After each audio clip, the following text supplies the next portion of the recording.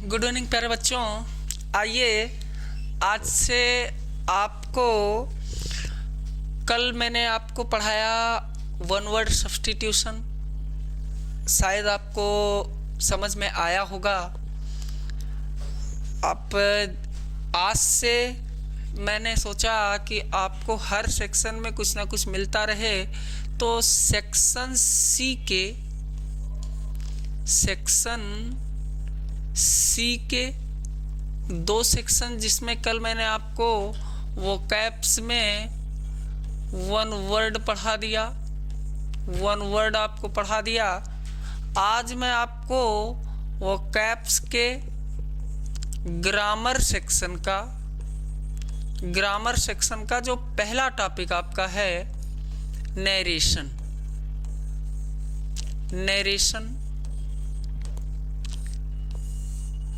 इसकी क्लास शुरू करने जा रहा हूँ।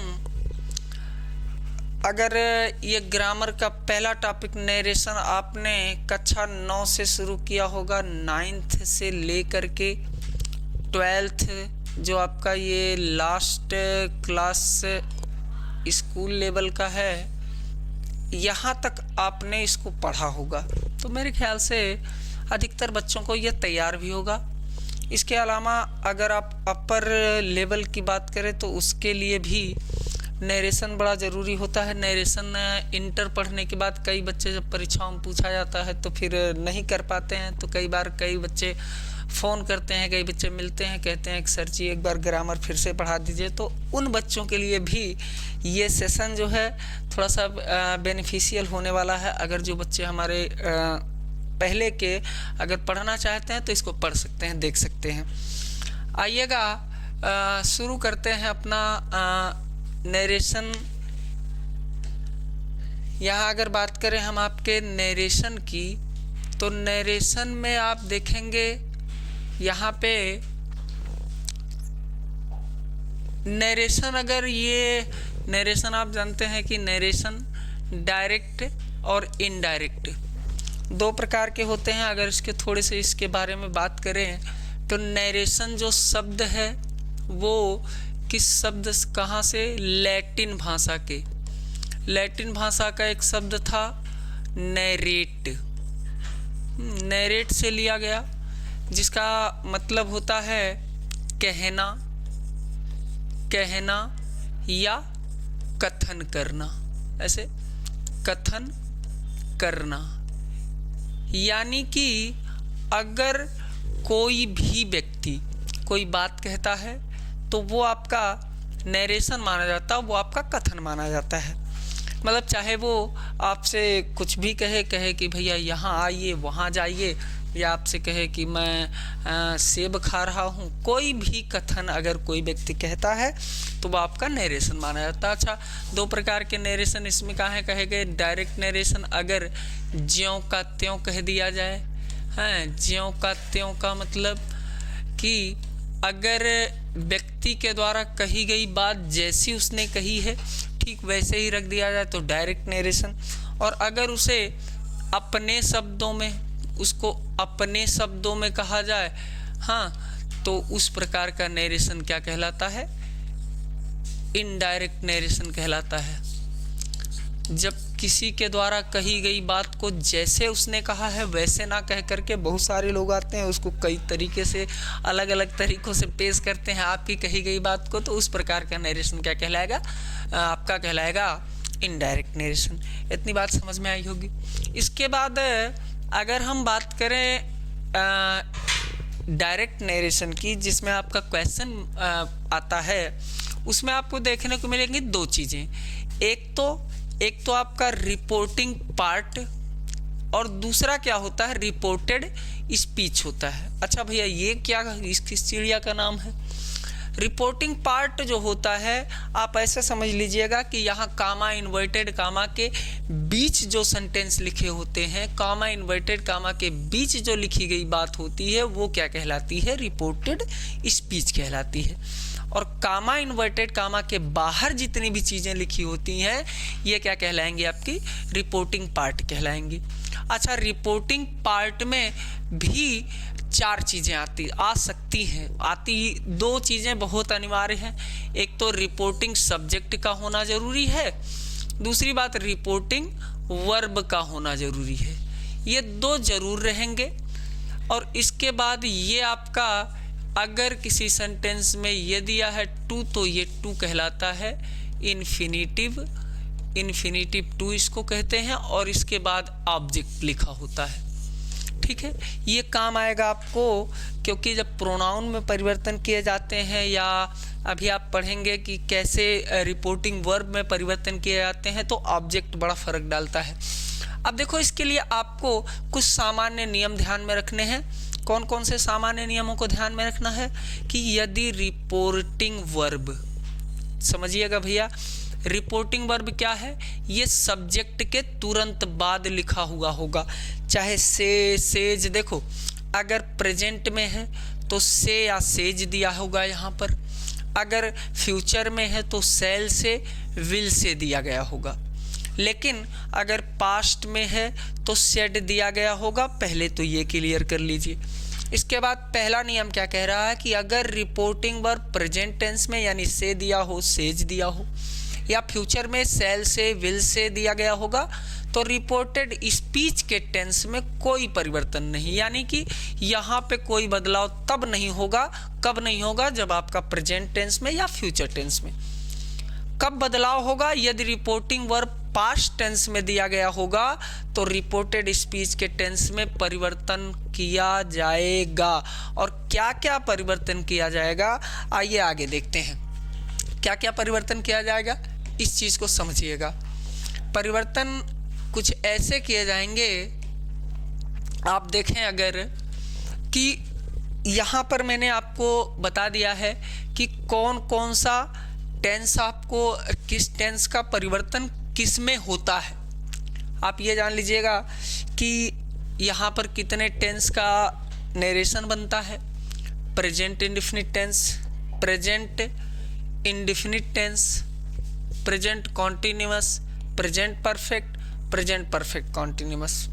इसके बाद आपको 2 टेंस और, पास्ट इंडेफिनिट, पास्ट कॉन्टिन्यूअस। अच्छा, पास्ट परफेक्ट कॉन्टिन्यूअस का अगर आएगा तो जैसे कहा है वैसे लिख देंगे, उसमें कोई बदलाव नहीं करते हैं। अच्छा, यहाँ समझिएगा कि जितने प्रेजेंट होते हैं वो बदलते किस में हैं? सेम पास्ट में बदल जाते हैं। सेम पास्ट का मतलब प्रेजेंट इंडेफिनिट अगर लिखा हुआ है तो बदल जाएगा पास्ट इंडेफिनिट में, प्रेजेंट कॉन्टिन्यूअस लिखा हुआ है तो पास्ट कॉन्टिन्यूअस में, प्रेजेंट परफेक्ट लिखा हुआ है तो पास्ट परफेक्ट में, प्रेजेंट परफेक्ट कॉन्टिन्यूअस है तो पास्ट परफेक्ट कॉन्टिन्यूअस में। बट मैंने देखा कि कई बच्चे हमारे टेंस भी नहीं जानते हैं, तो उनकी सुविधा के लिए मैंने यहाँ देखो डायरेक्ट में क्या है, इनडायरेक्ट में क्या करना होगा, ये एक चीज़ मैंने क्लियर कर दिया है। जैसे प्रेजेंट इंडेफिनिट टेंस की हेल्पिंग अगर आप देखेंगे तो या तो आपका यस या यस फॉर्म दिया होगा अफर्मेटिव में, या तो डू या डज दिया गया होगा, तब आप जान जाएंगे कि प्रेजेंट इंडेफिनिट है। और अगर कोई प्रेजेंट इंडेफिनिट का सेंटेंस होता है किसमें? रिपोर्टेड स्पीच में, यानी इन्वर्टेड कामा के अंदर, तो उसको बदलना किस में है? पास्ट इंडेफिनिट में। अभी मैंने बताया कि अगले टेंस की सेम के पास्ट में बदल देते हैं। प्रेजेंट इंडेफिनिट को बदलेंगे जब पास्ट इंडेफिनिट में, आप जानते हैं अगर वहाँ पे यस या ईएस फॉर्म आपको मिलेगा तो आप सीधा उसको बदल दीजिएगा सेकेंड फॉर्म में। लेकिन अगर कहीं पर डू या डज दिखेगा तो आप बदलिएगा डिड, लेकिन उसके साथ फर्स्ट फॉर्म का यूज कीजिएगा, एकदम ध्यान रखिएगा। अगर प्रेजेंट कॉन्टिन्यूअस का कोई आपका सेंटेंस है तो उसमें is am are helping verb दी गई होगी, और उसके बाद जब उसको बदलिएगा तो इनडायरेक्ट में तो वाज वेयर लगा दीजिएगा हेल्पिंग वर्ब, और आईएनजी फॉर्म ही यूज की जाएगी। ऐसे ही आपके प्रेजेंट परफेक्ट टेंस में आप अगर जानते हैं तो प्रेजेंट परफेक्ट की हेल्पिंग वर्ब हैज या हैव होती है, और हैज या हैव के साथ थर्ड फॉर्म का यूज होता है। आप जब उसका इनडायरेक्ट बनाइएगा तो हेल्पिंग वर्ब लगाइएगा हैड, और वर्ब की थर्ड फॉर्म का यूज करिएगा। बहुत ध्यान से समझिएगा, क्योंकि टेंस अगर आपको टेंस में परिवर्तन नहीं समझ में आया, टेंस में परिवर्तन आपको हर टेंस में यूज करना, हर जगह पे यूज करने की जरूरत इसको पड़ेगी, पूरे नरेशन में काम आएगा। अब प्रेजेंट परफेक्ट कॉन्टिन्यूअस बदल जाता है। प्रेजेंट परफेक्ट कॉन्टिन्यूअस में देखो केवल बीन लग जाता है, हैज हैव में बीन लग जाएगा और लगा देंगे क्या, हैड में बीन लगा देंगे। तो सेम टेंस में यानी प्रेजेंट सेम पास्ट में बदल जाता है। अगर देखो यहाँ थोड़ा सा समझोगे तो पास्ट इंडेफिनिट को पास्ट परफेक्ट में, हाँ, एक टेंस के आगे अगले से एक टेंस को छोड़ करके अगले टेंस में, पास्ट इंडेफिनिट को पास्ट परफेक्ट में और पास्ट कॉन्टिन्यूअस को पास्ट परफेक्ट कॉन्टिन्यूअस में। यहाँ देखो पास्ट इंडेफिनिट में सेकंड फॉर्म होता है या डिड के साथ फर्स्ट फॉर्म। जब बदलना कई बार ये देगा भैया, याद रखिएगा, कई बार ये देता है। जब बदलना यानी सेकंड फॉर्म या डिड के साथ फर्स्ट फॉर्म रहेगा तो हैड के साथ थर्ड फॉर्म में बदलिएगा, अदरवाइज कई बार आप चूक कर जाएंगे, गलती कर जाएंगे यहाँ पर। पास्ट कॉन्टिन्यूअस टेंस की अगर हम बात करें तो पास्ट कॉन्टिन्यूअस के हेल्पिंग वर्ब आपने वहीं पर सीख लिया होगा, वाज या वेयर के साथ आईएनजी फॉर्म अगर आपने लगाया है। अगर ये दिया गया होगा आपके डायरेक्ट नरेशन में तो you have to change it, had been में बदलिएगा और उसके बाद उसके साथ आईएनजी फॉर्म का यूज करिएगा। यहाँ देखो मॉडल एक्सिलरी वर्ब्स क्या होते हैं, सेल, शुड, विल, वुड, ये सब जो आते हैं मॉडल एक्सिलरी वर्ब। अगर सेल है तो शुड में बदलिएगा, विल है तो वुड में बदलिएगा, कैन है तो कुड में बदलिएगा, में दिया गया है तो माइट में। इतनी चेंजिंग आप सीखना आपके लिए ज़रूरी होगा टेंस में परिवर्तन अगर आप करना चाहते हैं। मेरे ख्याल से ये समझ में आया होगा, नहीं समझ में आया होगा तो एक बार इसका स्क्रीनशॉट ले लीजिएगा और उसके बाद इसको ध्यान से देख लीजिएगा कि क्योंकि मैंने यहाँ पे बता दिया आपको कि पूरे प्रेजेंट को बदल देते हैं, उसके सेम पास्ट में बदल देते हैं।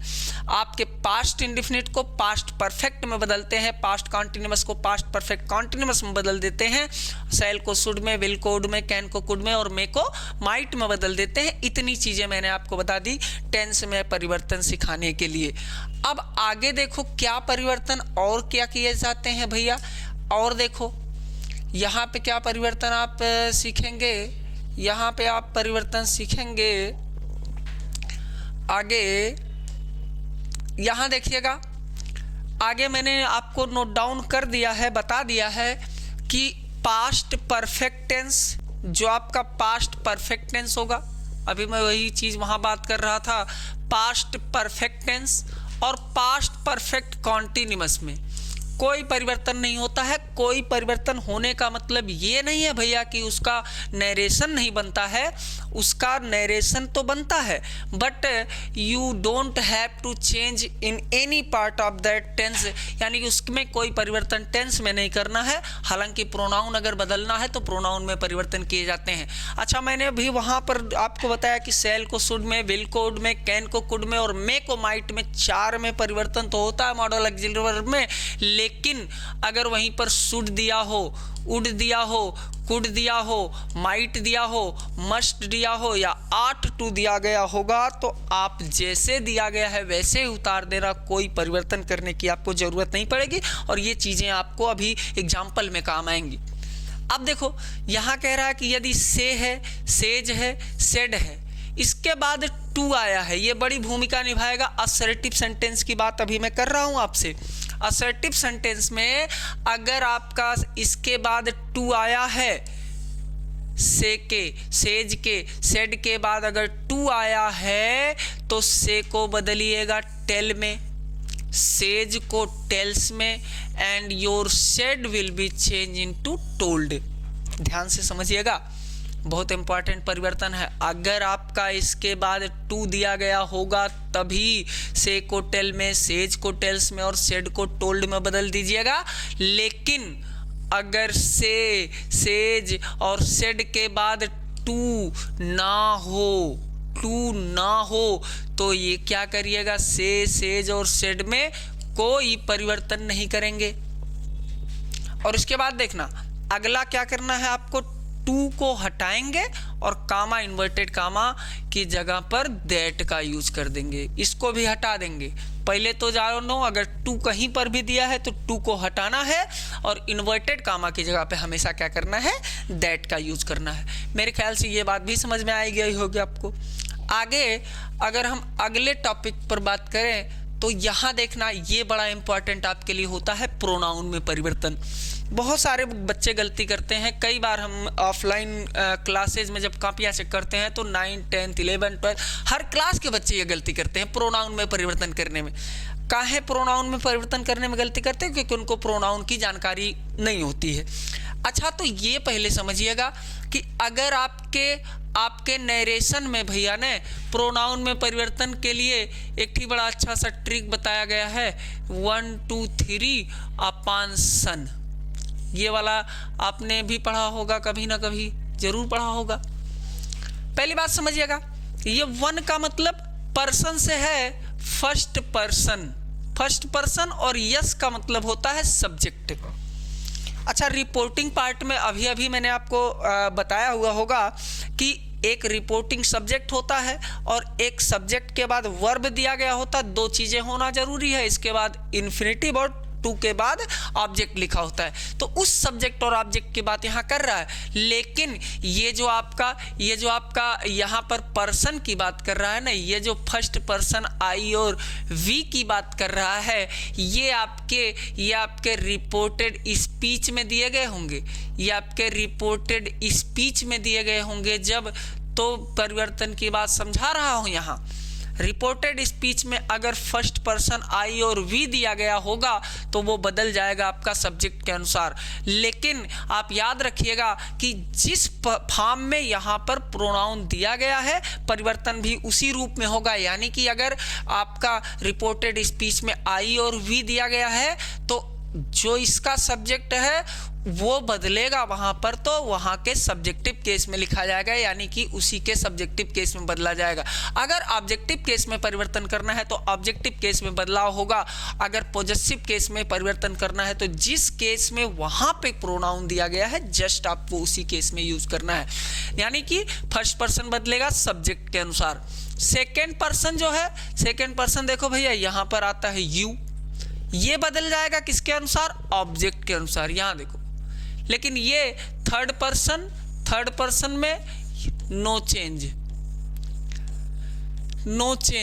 मतलब अगर आपका कोई जो है सब्जेक्ट के जगह पर, ऑब्जेक्ट के जगह पर कोई भी रिपोर्टेड स्पीच में ये थर्ड पर्सन यानी ही, सी, इट और दे। अच्छा, ही का मतलब एक वचन पुरुष का मतलब ही, एक वचन महिला मतलब कोई नाम दिया हो, एक वचन महिला का तो भी आप क्या यूज करेंगे? सी का। इट क्या होता है? इट के लिए बहुत लंबी कहानी है। दे सभी बहुवचन। अच्छा, इट जान लीजिएगा जो मानव की तरह व्यवहार ना करें। हाँ, व्यवहार ना करें मतलब आदमी की तरह बोल ना सकें, ऐसे सभी प्रोनाउन इट होता है। जैसे जानवर कोई है, उसको प्यास कितना भी लगे रहेगी, वो नहीं कह सकती है कि भैया हमको पानी पिला दीजिए। चिल्लाएगा भले, आप समझ जाइए उसकी फीलिंग, तो आप उसको पानी दे दीजिए, लेकिन वो आपसे मांगने नहीं आएगा कि हमको पानी दे दीजिए, तो उसका प्रोनाउन इट होगा। जैसे मान लीजिए मैंने पेन का यूज़ कर रहा हूँ, पेन खराब हो जाएगी बेचारी, लेकिन बोलेगी नहीं कि नहीं हम खराब हो गए, हमको रख दीजिए, तो उसका भी प्रोनाउन इट हो जाएगा। ऐसी सभी चीजें जो अपनी बात आपसे नहीं कर सकती हैं, उनका प्रोनाउन इट होता है। यानी ये आपके थर्ड पर्सन, तो आप प्रोनाउन में परिवर्तन इसके हिसाब से करिएगा, 1 2 3 अपान सन नियम के अकॉर्डिंग करिएगा। और इसके बाद आपका देखिएगा फर्स्ट पर्सन में आई और वी, इसके सब्जेक्टिव ऑब्जेक्टिव पॉजेसिव केस आप लिखे हुए पाएंगे। सेकंड पर्सन में यू होता है, यू का ऑब्जेक्टिव केस भी यू रहेगा, लेकिन आप समझिएगा यू की कहानी, अगर आपका मेन वर्ब के पहले दिया है तो उसको सब्जेक्ट मानिएगा, और मेन वर्ब के बाद दिया है तो ऑब्जेक्टिव केस मानिएगा, नहीं तो आप कंफ्यूज हो जाएंगे कि यहाँ सब्जेक्टिव लगाएं कि ऑब्जेक्टिव लगाएं, तो कहानी आप गड़बड़ कर जाएंगे। आइए आगे समझते हैं यहाँ थोड़े से और परिवर्तन। यहाँ देखो प्रोनाउन में परिवर्तन ऊपर लिख दिया है, मैंने कल समझा दिया है इसको। प्रोनाउन में परिवर्तन 1 2 3 नियम के अनुसार होता है, 1 2 3 अपान सन नियम के अनुसार होता है। फर्स्ट पर्सन यानी आई और वी को रिपोर्टिंग पार्ट के सब्जेक्ट के अनुसार, सेकेंड पर्सन यू को किसके अनुसार? ऑब्जेक्ट के अनुसार बदल देते हैं। थर्ड पर्सन यानी ही, सी, इट और दे में कोई परिवर्तन नहीं होता। अगर हम अन्य परिवर्तन की बात करें भैया, अगर हम अन्य परिवर्तन की बात करें तो ये बड़ा इम्पॉर्टेंट हो जाता है आपके लिए। क्यों इम्पॉर्टेंट हो जाता है यहाँ समझिएगा, ये बहुत मिलेगा आपको। टुडे अगर आएगा तो उसको बदलिएगा दैट डे में, टुडे को दैट डे में, टू नाइट को दैट नाइट में, स्टरडे को द प्रीवियस डे या द डे बिफोर में बदलिएगा, टुमारो को द नेक्स्ट डे में बदलिएगा, नाउ को देन में बदलिएगा, दिस को दैट में, हियर को देयर में, दीज को दोज में, दस को सो में और एगो को बदलिएगा बिफोर में। इतने परिवर्तन आपको और सीखने पड़ेंगे। अगर आपको नरेशन सही से सीखना है तो इतने परिवर्तन आपको सीखने पड़ेंगे। हाँ, आगे अगर आप देखें तो आप पाएंगे, देखिए एक चीज़ और इसी के साथ ध्यान रखिएगा कि भैया इसके कुछ अपवाद भी होते हैं। अपवाद क्या हैं? अपवाद में आप अगर बात करें तो यहाँ देखिएगा, ये बड़े इम्पॉर्टेंट अपवाद हैं। अगर कहीं पर अपवाद देखिएगा, अगर रिपोर्टेड स्पीच में सार्वभौमिक सत्य यानी यूनिवर्सल ट्रुथ। यूनिवर्सल ट्रुथ क्या होते हैं? ऐसी सच्चाई जिसको कभी गलत साबित ना किया। जैसे 2 और 2 4 होते हैं तो भैया होते हैं।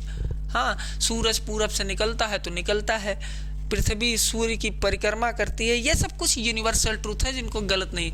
आदत संबंधी वाक्य, जैसे कुत्ते की भौंकना आदत है, वो भौंकेगा।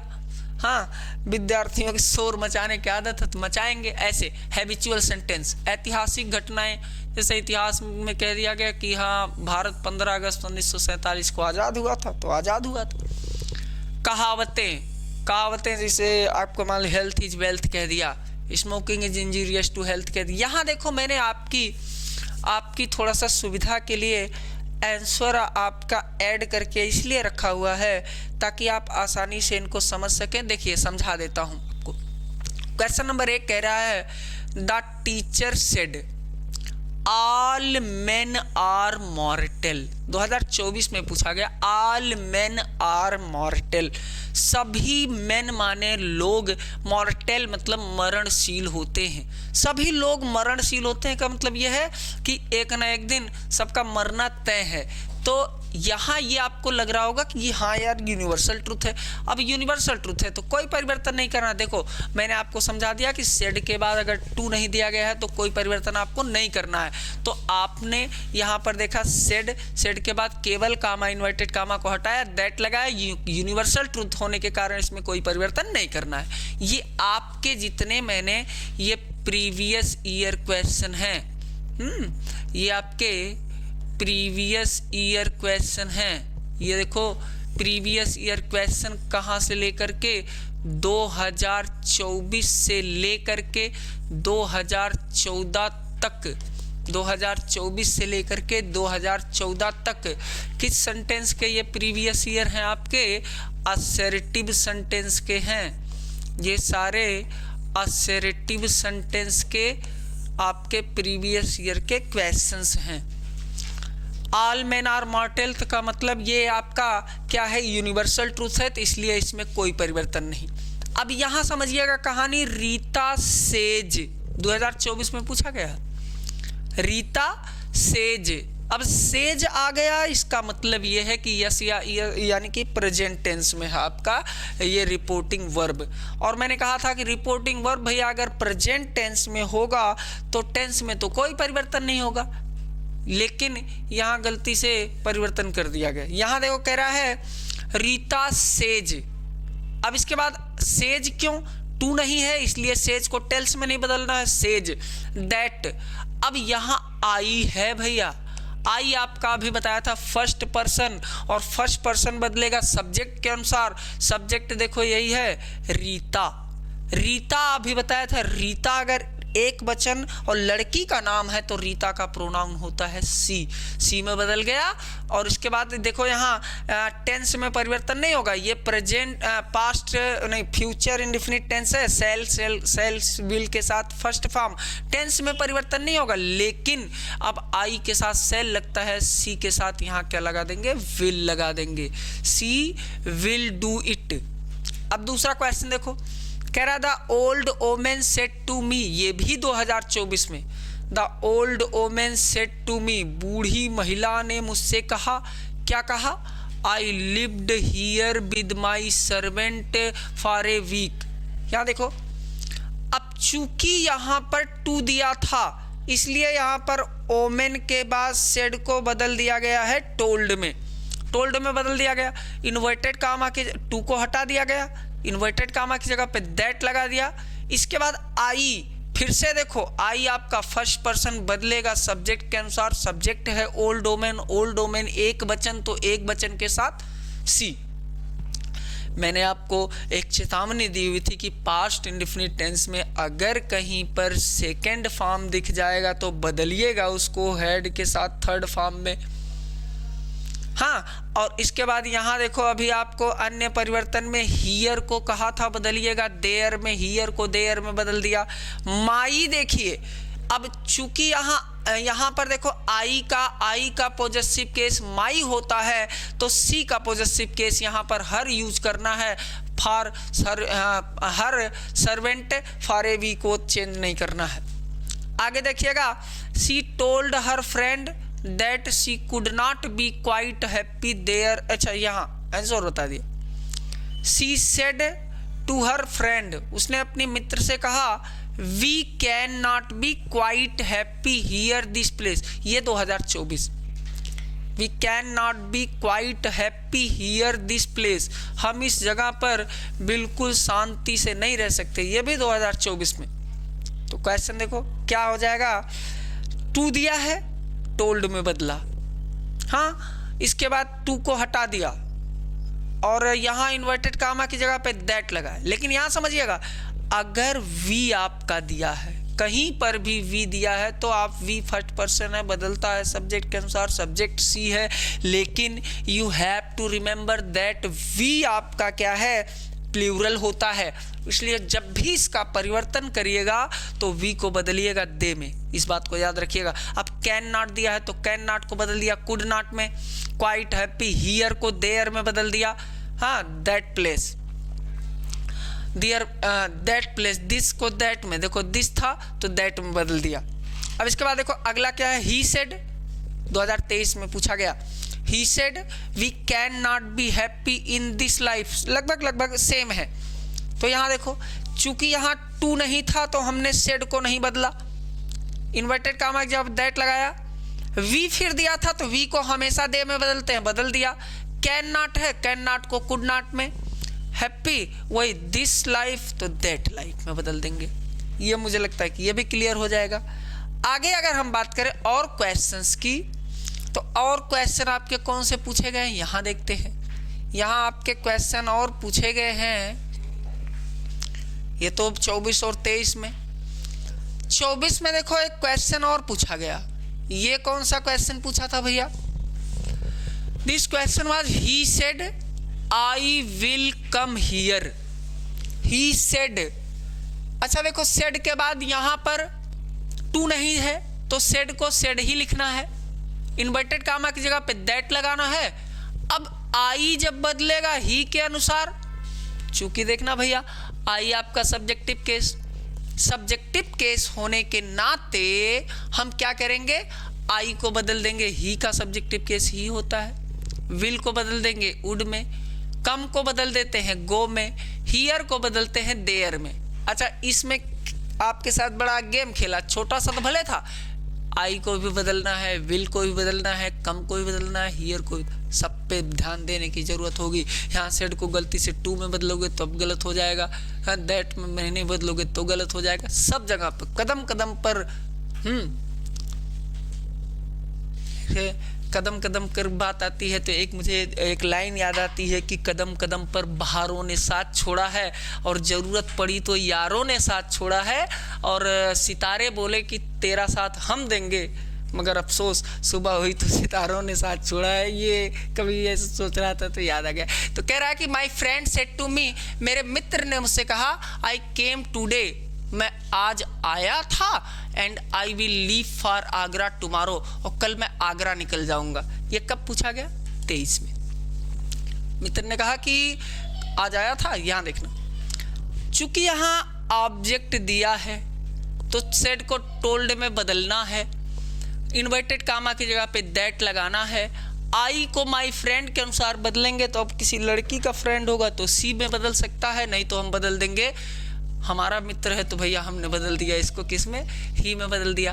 अब ध्यान फिर रखना, कम का सेकेंड फॉर्म होता है केम, कम का सेकेंड फॉर्म अगर होता है केम यानी पास्ट इंडेफिनिट टेंस बदलना है पास्ट परफेक्ट टेंस में, तो यहाँ देखना फिर से हमने लगाया हैड गॉन।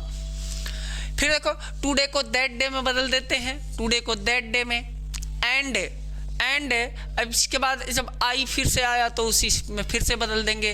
फिर विल को बदलते हैं वुड में, लीव फॉर आगरा यहाँ रहेगा लीव फॉर आगरा, टुमारो को द नेक्स्ट डे में बदल दिया। इतने परिवर्तन आपको यहाँ करने हैं। फिर आगे देखो 2022 में क्या पूछा गया, he said to me I shall help you, तो यहाँ देखो टू मी दिया है तो टोल्ड में दैट लगा दिया, आई को बदला ही के अनुसार तो ये हो जाएगा ही में, विल को शैल अब इसके साथ तो ही के साथ विल लगता है तो वुड में बदल देंगे। मी यू देखो आपका यू आपका सेकंड पर्सन बदलेगा ऑब्जेक्ट के अनुसार, ऑब्जेक्ट जब मी है तो मी का ऑब्जेक्टिव केस भी मी। अब यहां देखना अगला question, teacher said honesty is the best policy 2020 में, और honesty is the best policy एक कहावत है, कोई परिवर्तन नहीं करना है। चूंकि यहां पर टू नहीं दिया गया है तो केवल सेड लिख देना, यहां टीचर सेड हो जाएगा टीचर सेड दैट, और उसके बाद उतार लेना honesty is the best policy. अब इसके बाद यहाँ देखो I said to him I will not go there 2020 में, तो आप क्या कर देंगे, टू दिया है तो टोल्ड में, इन्वर्टेड कामा की जगह पे दैट। अब आई को आई के अनुसार बदलना है तो आई हो जाएगा। अब इसके बाद देखो यहाँ विल है तो विल चूंकि आई के साथ विल लगा है तो आई के साथ विल लगा है तो भैया आई के साथ विल को भी वुड में ही बदलिएगा, आई एम सॉरी आई को भी वुड में ही भी बदलिएगा, आई के साथ विल लगा है तो आई के साथ वुड भी लगाइएगा। नॉट लगा दिया आपने, गो देयर को देयर में कुछ नहीं चेंज करना है। अगला कह रहा है कि Ramu said to me the sun sets, अब जब सूरज पूरब से निकलता है तो भैया पश्चिम में डूबता है, यही यूनिवर्सल ट्रूथ है। दोनों जब यूनिवर्सल ट्रूथ है तो आप देखो दोनों में चेंजिंग नहीं होगा, केवल टोल्ड में बदलना है, सेड को टू को हटाना है, दैट लगाना है, बस।